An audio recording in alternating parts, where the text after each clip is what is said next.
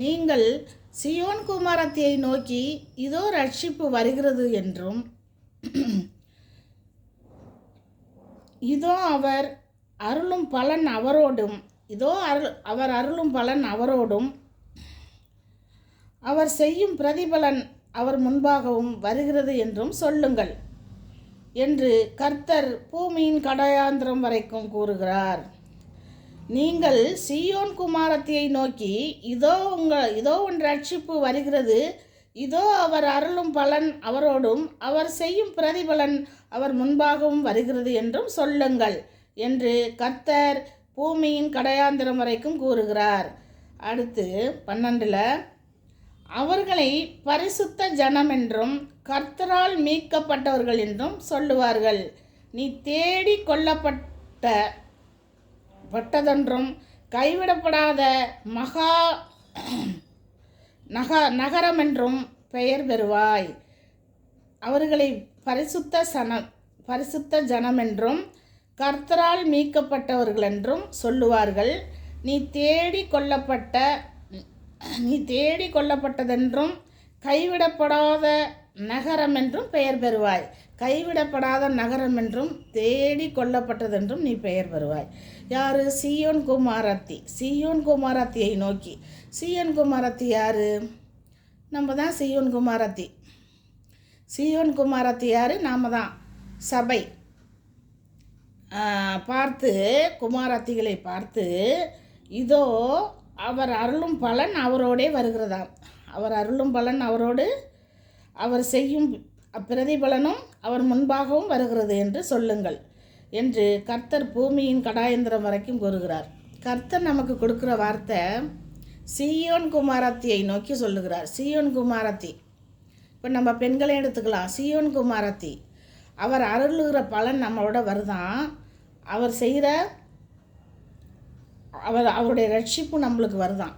நீங்கள் ரட்சிப்புனா என்ன? ஆண்டவரை அறிந்து கொள்வது. ரட்சிப்பு ஆண்டவரை பற்றி தெரிந்து கொள்வது, ஆண்டவரை நாம் இரட்சகர் என்று ஏற்றுக்கொள்வது, அதுதான் ரட்சிப்பு. என் இரட்சகர், என் மீட்பர், எனக்கு ரட்சிப்பு கொடுத்த ரட்சிப்பின் தேவன், அவருக்கு பல நாமங்கள் பல பெயர்கள் கொடுக்கப்பட்டிருக்குது. அதுதான் இங்கே கூறப்பட்டிருக்குது. ரட்சிப்பின் தேவன் நம்மளோடு இருந்து நம்மளை ரட்சிக்க வந்து நம்மளுக்கு ரட்சிப்பை கொடுத்து சீயோன் குமாரத்தியே என்று சொல்லுகிறார். அப்புறம் கர்த்தரால் மீட்கப்பட்டவர்கள் என்றும், நம்ம யாரால் மீட்கப்பட்டிருக்கோம்? மனிதர்களால் இல்லை, கர்த்தரால் மீட்கப்பட்டவர்கள் என்றும் சொல்லுவார்கள். யார் சொல்லுவார்கள்? மற்றவர்கள் சொல்லுவார்கள். நீ தேடி கொள்ளப்பட்டதென்றும் கைவிடப்படாத நகரம் என்றும் பெயர் பெறுவாய். கைவிடப்படாத நகரம் என்றும் தேடி கொள்ளப்பட்டதென்றும் நீ என்ன பண்ணுவாய்? பெயர் பெறுவாய். அப்படின்னா எப்படிங்க? நான் எவ்வளோ பெரிய வார்த்தையை நம்மளுக்கு கொடுத்துருக்காரு. நம்ம தேடி கொள்ளப்பட்டோம். அவர் தான் நம்மளை தேடி வந்தார், ரட்சித்தார், ரட்சிப்பை கொடுத்தார். என்னை தேடி அவர் தான் வந்தார். அவர் வந்தார், ரட்சிப்பு கொடுத்தார், அழைத்தார், பரிசுத்தப்படுத்தினார். அவர் அண்டையிலே வைத்து நடத்தி வருகிறார். அவரை சார்ந்து வாழ்ந்து வரும் ஒவ்வொருவருக்கும் தேடி கண்டுபிடித்த தேவன் நம்மளோடு இருக்கிறார். நம்மளை என்ன பண்ணுவாங்களாம்? கைவிடப்படாத நகரம். அவர் யாருனாலையும் மனிதர்கள் கைவிட்டாலும் என்ன பண்ணுவார்? தேவன் நம்மை கைவிட மாட்டார். கைவிடப்படாத நகரம் என்று நீ அழைக்கப்படுவாய். பெயர் பெறுவாய், நீ அழைக்கப்படுவாய். பெயர் பெறுவாய், நீ அழைக்கப்படுவாய். எவ்வளோ பெரிய வார்த்தையை கொடுத்துருக்காரு பார்த்தீங்களா? சீயோன் குமாரத்தியே. மீகாவில் ஒரு வசனம் இருக்குது. சீயோன் குமாரத்தியே, எழுந்து போராடி நீ என்ன பண்ணு? உன் கொழும்புகளை அப்படின்னு ஒரு வார்த்தை இருக்குது. மீகாவில் இருக்குது பாருங்கள். மீகாவில் சீயோன் குமாரத்தியே, நிறைய இடத்துல சீயோன் குமாரத்தி இருக்கும். சீயோன் குமாரத்தியே,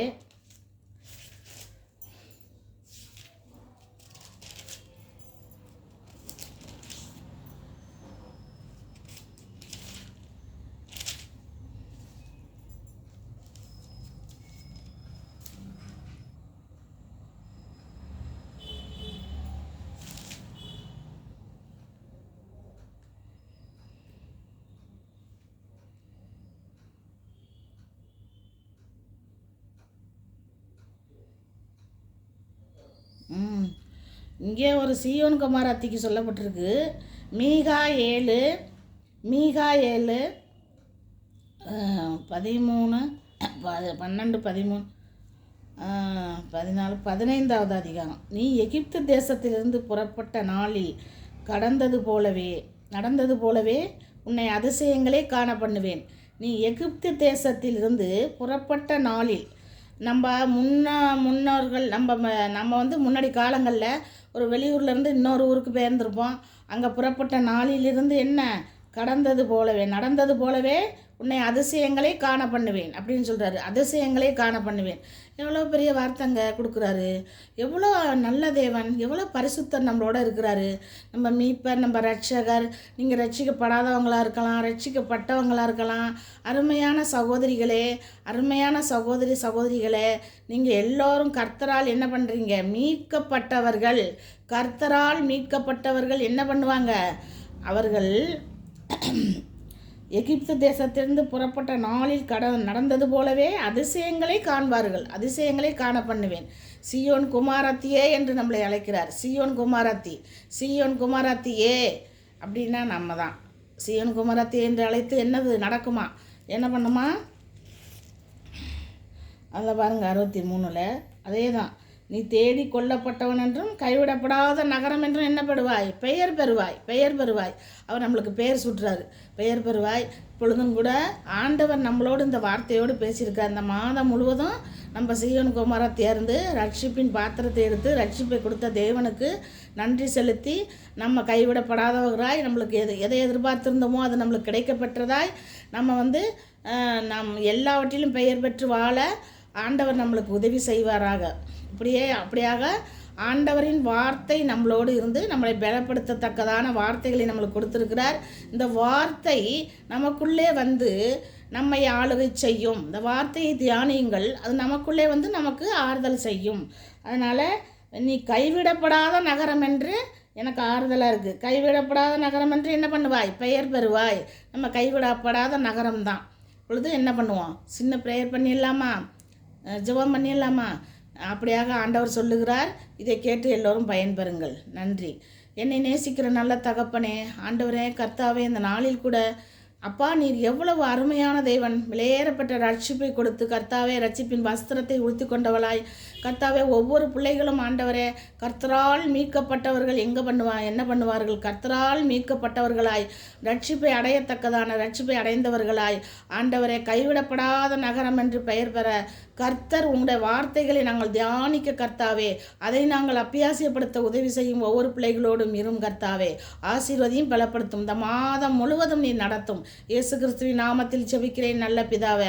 ஆமேன். அல்லேலுயா.